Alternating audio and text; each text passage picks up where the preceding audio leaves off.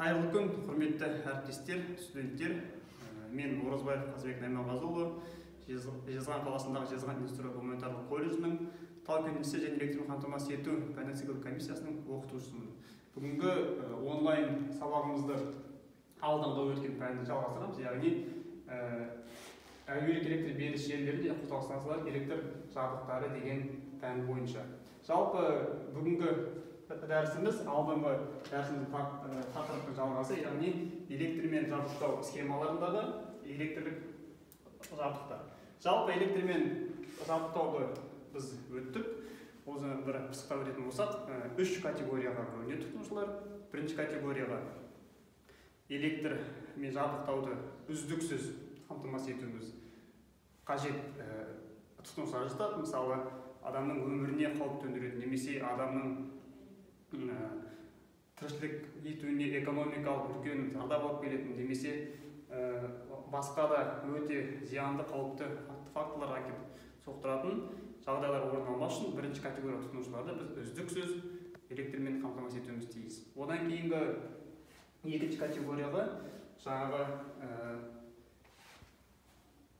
электр жабдықтауды мезгілсіз тоқтатсақ, ол жерде үлкен шығындар немесе өндірістің тоқтап қалу сияқты мәселелер орын алуы мүмкін, тұтынушыларды жатқызамыз. Ал үшіншісі ол бірінші екінші категорияға кірмейтін тұтынушылар бізде үшінші категорияны құрайды. Енді алдыңғы айтқан сабағымыздағы мәселені жалғастырайық. Мысалы, электрмен жабдықтау жүйесі болатын болса, бізде бірінші әуе желілері болады. Мысалы, АС 120 деген әуе желісі. Бұл АС деген бұл жерде алюминий сталь, 120 деген оның жаңағы диаметрі. Мысалы болатын болсақ, неге алюминий сталь? Өйткені алюминий мен болаттың араласқан түрі қолданылады. Мысалы, сыртында алюминий орамалар болса, ортасында болат өзекше. Ол біздің әуе желісіне механикалық беріктілік беріп тұрады. Ал 120 дегеніміз сол әуе желісіндегі жаңағы сымның қимасын айтамыз, көлденең қимасы миллиметрмен. Енді бұл әуе желісімен электроэнергиясы келді. Электроэнергиясы бізде генераторларда өндіріледі деп айтқанбыз, яғни электр станцияларында. Мысалы, жылу электр орталықтарында, немесе су электр станцияларында, немесе басқа да энергия көздерінде, мысалы автономды немесе жаңартылатын энергия көздері болуы мүмкін. Әуе желісі арқылы, мысалы, бізде 110 киловольт кернеу келді деп есептейді. Бұл мысал ретінде қарастырып жатырмыз, 110 киловольт жоғарылатылған кернеу келді. Енді бұл кернеу бізде міндетті түрде қосалқы станцияға келіп түседі. Мысалы, төмендеткіш қосалқы станция сол келген кернеуді тұтынушыларға қажетті шамаға дейін төмендетіп, ары қарай таратуды жүзеге асырады. Мысалы, әуе желісінен келгеннен кейін, ол жерде бірінші айырғыштар тұрады. Жоғары вольтты айырғыштар. Одан кейін жоғары вольтты ажыратқыштар. Мынау айырғышымыз, мынау ажыратқышымыз. Бұл жерде айырғыштың атқаратын қызметі, ол бізде видимый разрыв деп атаймыз, көзге көрінетін ажыратуды жүзеге асыру үшін. Мысалы, RN-ді 110 деген айырғышымыз. Яғни 110 деген бұл жерде айырғыштың номиналды кернеуін білдіреді, 110 киловольт қорытылған. RN деген бұл айырғыштың маркасы. Егер осы маркасын ашып айтатын болсақ, R дегеніміз разъединитель, N деген наружный установки, D деген двухколонковый деген, яғни екі колонкалы деген мағынаны білдіреді. Яғни әрбір әріптің аббревиатурасы белгілі бір мағынаны білдіреді деген сөз. Одан кейін біздің схемамыздағы жоғары вольт ажыратқыш, мысалы, вакуум ажыратқыш болуы мүмкін.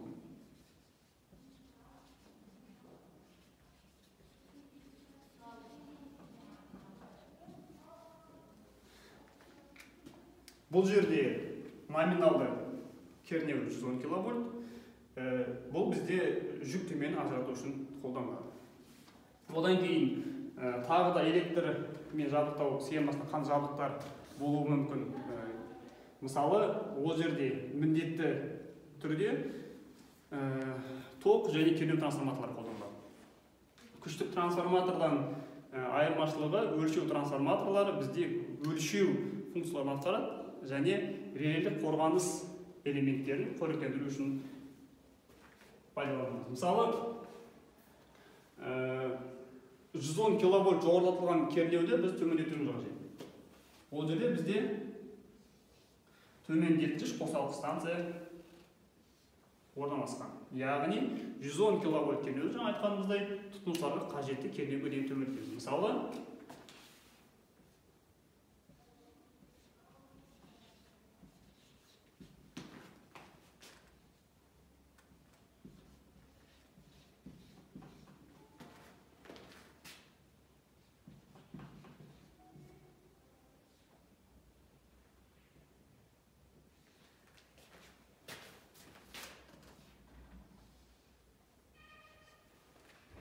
TDN 16106 деген трансформаторымыз. Бұл жерде 16000 трансформатор қуатын білдіреді, яғни 16000 киловольт ампер. 110-да 6, 110 жоғары жағындағы, 6 төменгі орамындағы кернеу, яғни 110 киловольт кернеуді 6 киловольт кернеуге төмендетеді деген сөз. Т дегеніміз 3 фазалы деген мағынаны білдіреді трансформатордың. D дегеніміз дутьевой охлаждение, яғни салқындату жолын білдіреді. N дегеніміз жүктеменің астында кернеуді реттеуге болады деген мағынаны білдіреді. Яғни регулирование напряжения под нагрузкой. Мынау біздің бағдарша осы функцияны атқара алатындығының белгісі болып табылады. Трансформатордан кейін төмендетілген кернеу бізде ары қарай мысалы тарату шиналарды бар.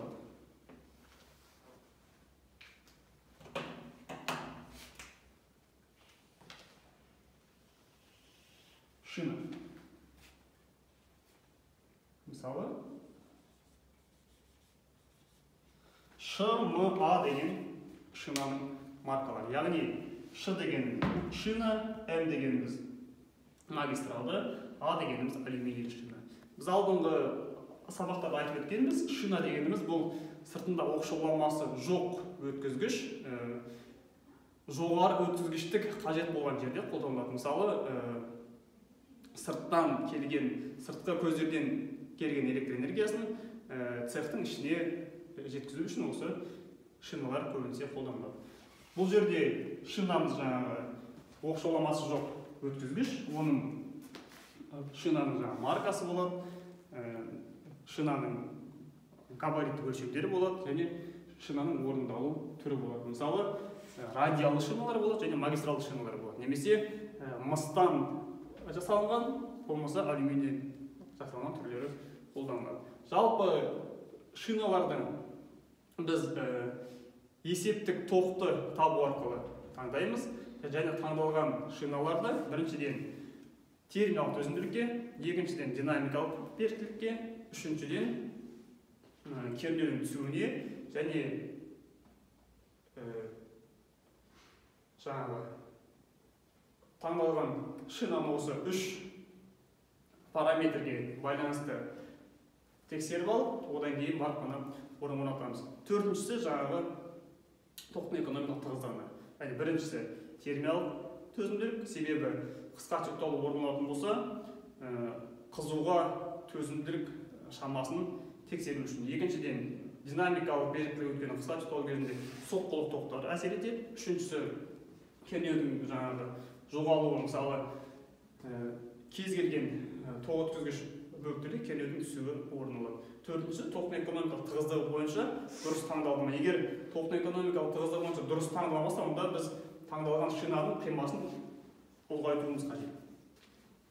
Одан кейін шиналардан кейін бізде әрбір қабылдағышқа қарай тоқ таралады. Мысалы, егер 6 киловольттық кернеумен жұмыс істейтін жабдықтар үшін осы шинадан тікелей жаңағы кабельдер арқылы тоқты жеткізуге болады. Мысалы, 6 киловольтпен жұмыс істейтін қандай қондырғылар бар? Мысалы, егер байыту фабрикасы болатын болса, бізде 6 киловольттық конвейерлер бар. Мысалы, ауыр конвейер. Бұлардың қуаттары шамамен 300 киловаттың шамасында, номиналды кернеу 6 киловольттық құрайды. Немесе дробилкалар, сақтағыш. Бұлар ірі кесекті кенді ұсақ кенге айналдыру үшін қызмет атқарады. Тағы да басқа элементтер бар, компрессорлар, немесе желдеткіштер деген сияқты.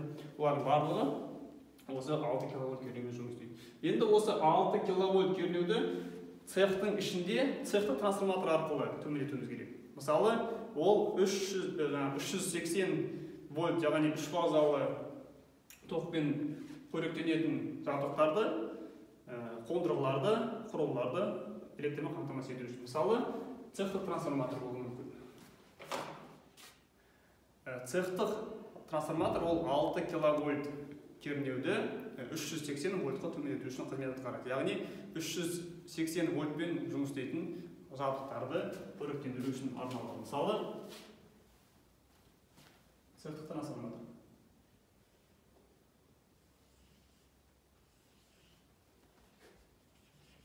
ТМ 630 6.04 деген трансформаторымыз бар.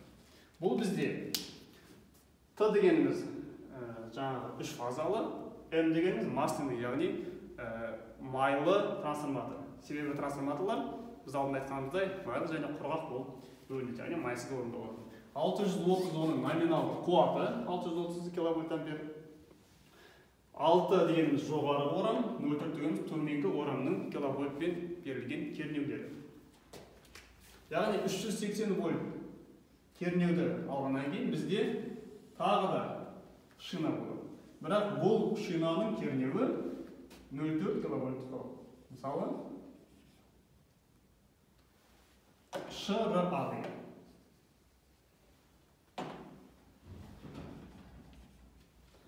Шина радиальная алюминиевая, яғни радиалды түрде орындалған алюминийден жасалған шинамыз. Енді осы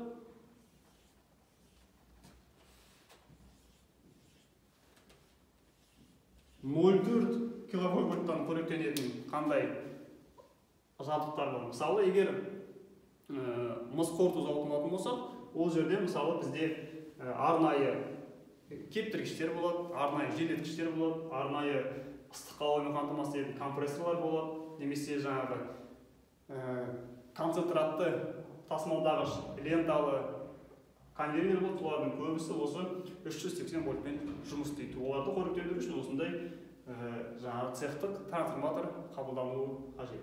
Енді бұл жерде айта кететін мәселе, бізде электр аппараттары орнатылған. Сол электр аппараттарын қалай таңдаймыз? Мысалы, жаңағы айырғыш, ажыратқыш, сақтандырғыш сияқты элементтерді таңдау үшін алдымен алмастыру схемасын құрып, қысқа жүкталу тоқтарын есептеп алып, содан кейін барып қана аппараттарды таңдаймыз. Енді аппараттарды тексеру үшін бізде жаңағы арнайы талаптар. Біріншісі қызуға төзімділік, екіншісі іске қосу тез әрекеттілігі, және үшіншісі сөндіру қабілеті. Егер осы үш талапқа аппараттарымыз сәйкес келсе, онда аппараттарымыз дұрыс таңдалған қорытынды жасауға болады. Осымен бүгінгі бейне сабағымыз аяқталды. Назарға тыңдағандарыңызға рахмет. Сау болыңыздар.